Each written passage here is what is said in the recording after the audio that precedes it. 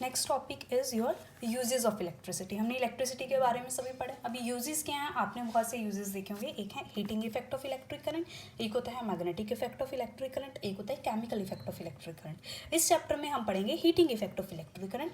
Next chapter में हम पढ़ेंगे magnetic effect of electric current, and जो केमिकल इफेक्ट होता है वो आपकी हायर क्लासेस में आता है। Now heating effect of electric current, क्योंकि हम यहाँ पे करंट के थ्रू यूजेस पढ़े रहे, तो first is your heating effect. अब आपने सिंपली देखा होगा रूम में कि अगर आपकी ट्यूबलाइट होती है या आपका इलेक्ट्रिक हीटर होता है, इवन योर रेफ्रिजरेटर भी, वो सभी किस पे काम करते हैं, आपके इलेक्ट्रिक करंट पे काम करते हैं। और जब भी आप फॉर एग्जांपल जैसे ही मैंने यहाँ पे लिखा है इलेक्ट्रिक हीटर को आप जब भी स्विच ऑन करते हो तो क्या होता है, थोड़े टाइम बाद कोई भी सब्सटेंस है जो आपका इलेक्ट्रिक अप्लाइंसेस है वो क्या होते हैं, हीटअप हो जाते हैं। और इसी प्रोसेस को हम क्या बोलते हैं, heating effect of electric current. होता किस वजह से है, ये इसका रीज़न भी हम पढ़ेंगे। सो पहले आप इसकी डेफिनेशन देखो, that is when an electric current flows through a metallic conductor. अब कंडक्टर है तो कंडक्टर में मैंने क्या बताया था, आपकी एक रेजिस्टेंस भी होगी जिसकी कुछ एक रेजिस्टर भी होगा अंदर जिसकी कुछ रेजिस्टेंस होगी। हमेशा एक कंडक्टर की कुछ रेजिस्टेंस होती है जो कि आपके करंट के पाथ में ऑब्स्ट्रक्शन पैदा करती है। तो आपका क्या लिख सकते हो, रेजिस्टिव सर्किट भी लिख सकते हो।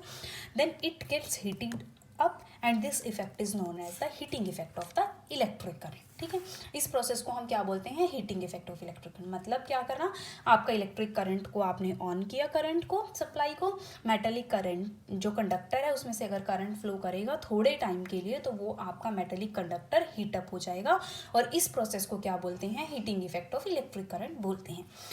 अब ये देखते हैं कि ये होता कैसे, heating effect of electric current. अब मान लो कि आपका ये एक कंडक्टर है। अगर कंडक्टर है तो आपका क्या होता है, आपने वो पढ़े हुए हैं कंडक्टर, इंसुलेटर। कंडक्टर क्या होता है, अब ये मत कहना कि कंडक्टर में तो चार्ज होता है, इंसुलेटर में चार्ज नहीं होता। नहीं, ऐसा नहीं है। इंसुलेटर में भी चार्ज होता है, कंडक्टर में भी चार्जेस होते हैं, बट इन कंडक्टर आपके चार्जेस क्या होते हैं, फ्री होते हैं। चार्जेस कौन से, जैसे ये इलेक्ट्रॉन्स है, ये क्या होते हैं, फ्री होते हैं मूव करने के लिए, इसीलिए उसे कंडक्टर बोला जाता है। इंसुलेटर्स में फ्री चार्जेस नहीं होते। जब फ्री चार्जेस नहीं होंगे तो जब अब देखो आगे करंट कैसे आता है, हम कैसे कहते हैं कि एक कंडक्टर है और एक इंसुलेटर है। इन कंडक्टर आपके फ्री चार्जेस होते हैं, इंसुलेटर में आपके फ्री चार्जेस नहीं होते।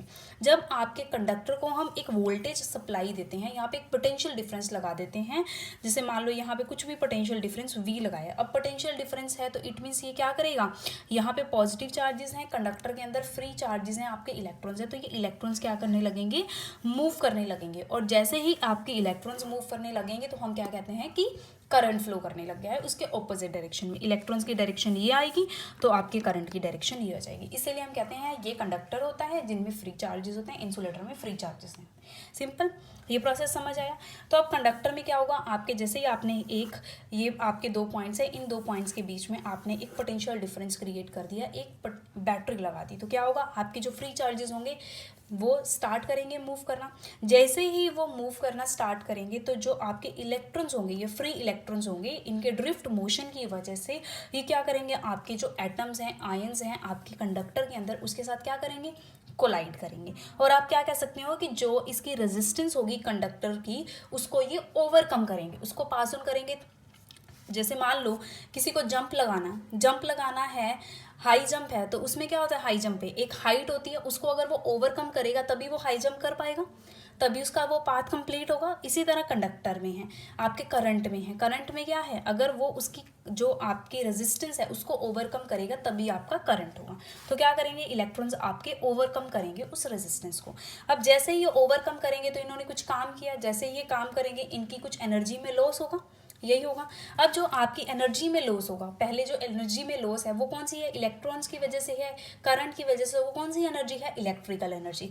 वही इलेक्ट्रिकल एनर्जी में जितना लॉस होगा वो आपकी किस में कन्वर्ट हो जाती है, हीट एनर्जी में कन्वर्ट हो जाती है, जिसकी वजह से आपका कंडक्टर क्या होता है, हीटअप हो जाता है। और इसी इफेक्ट को क्या बोलते हैं, heating effect of the conductor.